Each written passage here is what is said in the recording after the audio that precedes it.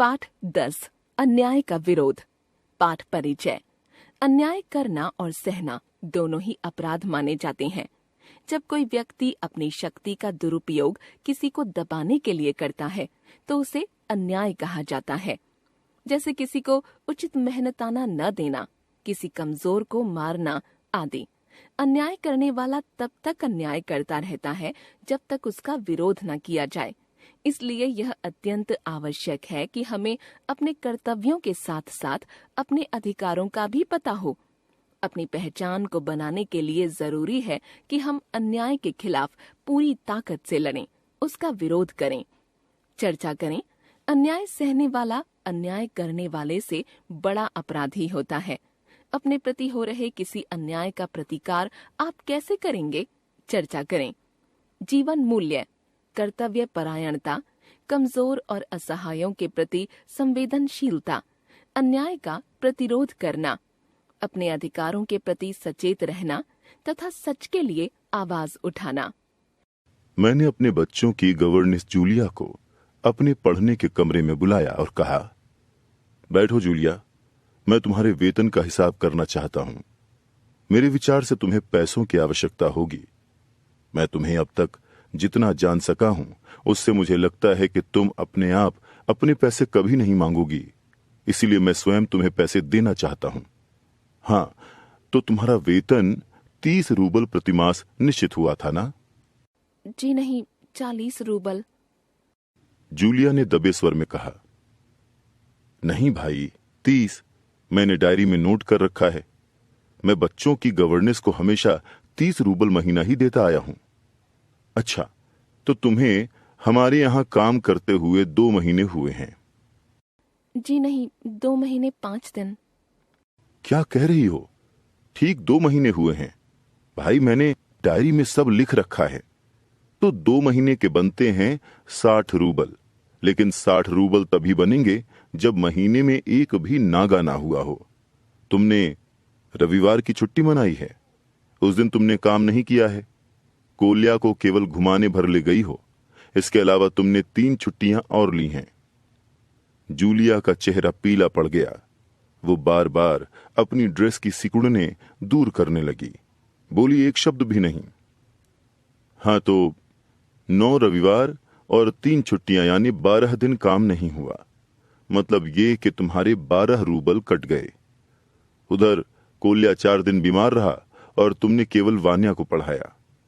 पिछले सप्ताह शायद 3 दिन तुम्हारे दांतों में दर्द हो रहा था और मेरी पत्नी ने तुम्हें दोपहर के बाद छुट्टी दे दी थी। तो 12 और 7 हुए 19 नागे। हाँ, तो भाई घटाओ 60 में से 19, कितने बचे? 41 रूबल। ठीक है ना? जूलिया की आंखों में आंसू छलक आए। उसने धीरे धीरे अपना गला साफ किया। बोली, एक शब्द भी नहीं। हाँ, याद आया। मैंने डायरी देखते हुए कहा, 1 जनवरी को तुमने चाय की प्लेट और प्याली तोड़ी थी। प्याली बहुत कीमती थी, मगर मेरे भाग्य में तो हमेशा नुकसान उठाना ही लिखा है। चलो, मैं उसके 2 रूबल कम कर देता हूं। अब देखो, उस दिन तुमने ध्यान नहीं रखा और तुम्हारी नजर बचाकर कोल्या पेड़ पर चढ़ गया और वहां खरोंच लगने से उसकी जैकेट फट गई। 10 रूबल उसके कट गए। इसी तरह तुम्हारी लापरवाही के कारण नौकरानी ने वान्या के जूते चुरा लिए। अब देखो भाई, तुम्हारा काम बच्चों की देखभाल है। तुम्हें इसी के तो पैसे मिलते हैं। तुम अपने काम में ढील दोगी तो पैसे कटेंगे या नहीं? मैं ठीक कह रहा हूं ना? तो जूतों के लिए 5 रूबल और कट गए। और हाँ, 10 जनवरी को मैंने तुम्हें 10 रूबल दिए थे। जी नहीं, आपने मुझे कुछ नहीं दिया।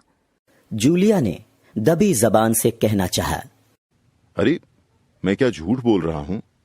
मैं डायरी में हर चीज नोट कर लेता हूं। तुम्हें विश्वास ना हो तो दिखाऊं डायरी? जी नहीं, आप कह रहे हैं तो आपने दिए ही होंगे।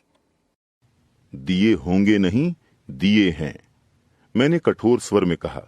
तो ठीक है, घटाओ 27। 41 में से बचे 14। क्यों, हिसाब ठीक है ना? उसकी आंखें आंसुओं से भर उठीं। उसके पूरे शरीर पर पसीना छलछला आया। कांपते स्वर में वो बोली, मुझे अभी तक एक ही बार कुछ पैसे मिले थे और वे भी आपकी पत्नी ने दिए थे। सिर्फ 3 रूबल, ज्यादा नहीं। अच्छा, मैंने स्वर में आश्चर्य भरकर कहा, और इतनी बड़ी बात तुम्हारी मालकिन ने मुझे बताई तक नहीं। देखो, हो जाता ना अनर्थ। खैर, मैं इसे भी डायरी में नोट कर लेता हूं। हाँ, तो 14 में से 3 और घटा दो, बचते हैं 11 रूबल। तो भाई, ये रहा तुम्हारा वेतन, ये 11 रूबल। देख लो, ठीक है ना? उसने कांपते हाथों से 11 रूबल लिए और अपनी जेब टटोल कर किसी तरह उन्हें उसमें ठूंस लिया, और वो धीमे विनीत स्वर में बोली, जी धन्यवाद। मैं गुस्से में उबलने लगा। कमरे में चक्कर लगाते हुए मैंने क्रुद्ध स्वर में कहा, धन्यवाद किस बात का? आपने मुझे पैसे दिए, इसके लिए धन्यवाद। अब मुझसे नहीं सहा गया। मैंने ऊंचे स्वर में लगभग चिल्लाते हुए कहा, तुम मुझे धन्यवाद दे रही हो जबकि तुम अच्छी तरह जानती हो कि मैंने तुम्हें ठग लिया है, तुम्हें धोखा दिया है, तुम्हारे पैसे हड़प लिए हैं। इसके बावजूद तुम मुझे धन्यवाद कह रही हो? जी हाँ, इससे पहले मैंने जहाँ जहाँ काम किया वहाँ वहाँ लोगों ने तो मुझे 1 पैसा तक नहीं दिया। आप कुछ तो दे रहे हैं। उसने मेरे क्रोध पर ठंडे पानी का छींटा सा मारते हुए कहा, उन लोगों ने तुम्हें 1 पैसा भी नहीं दिया? जूलिया, मुझे ये बात सुनकर रंच मात्र भी आश्चर्य नहीं हो रहा है। मैंने कहा। फिर स्वर धीमा कर मैं बोला, जूलिया, मुझे इस बात के लिए क्षमा कर देना कि मैंने तुम्हारे साथ एक छोटा सा क्रूर मजाक किया, पर मैं तुम्हें सबक सिखाना चाहता था। देखो जूलिया, मैं तुम्हारा 1 पैसा भी नहीं मारूंगा। देखो, ये तुम्हारे 80 रूबल हैं। मैं अभी इन्हें तुम्हें दूंगा, लेकिन उससे पहले मैं तुमसे कुछ पूछना चाहूंगा।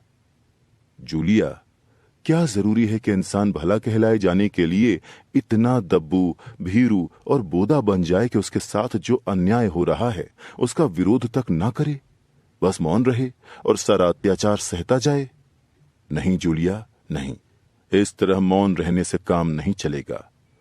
अपने अस्तित्व को बनाए रखने के लिए तुम्हें इस कठोर, निर्मम और हृदयहीन संसार से लड़ना होगा, अपनी पूरी शक्ति के साथ।